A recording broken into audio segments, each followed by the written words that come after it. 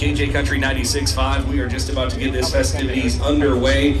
Of course, the racing action to come here on the track, but we've got opening ceremonies to get to first, and you can watch along on Wissota.tv, powered by DRC, as we've got some honorable stuff we want to do before our official opening ceremonies, and for that, we're going to send things down to Victory Lane, where we've got Scott Teese standing by.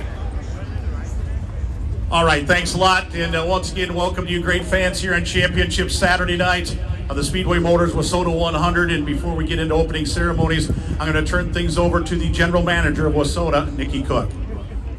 Thank you, Scott. Thank you, everybody, for coming, and I hope you're all having a wonderful time. Before we start, I'd like to say a few things. On behalf of Wissota, the board, the staff, the officials, I-94, thank you for joining us for the 39th annual Wissota Speedway Motors Wissota 100.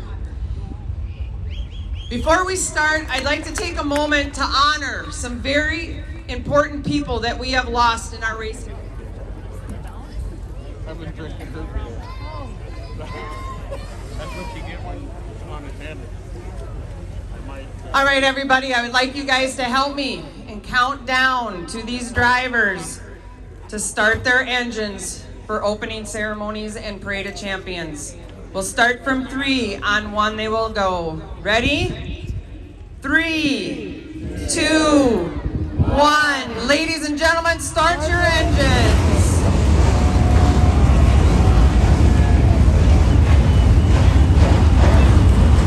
The engines rumble as we are about to see 165 of the best race car drivers from across all of Wissota country. Drivers representing all of the states of Wissota as well as Canada, and we are going to turn a few laps around this I-94 EMR Speedway as a salute to these drivers that have battled all week long to punch their ticket to Championship Saturday night.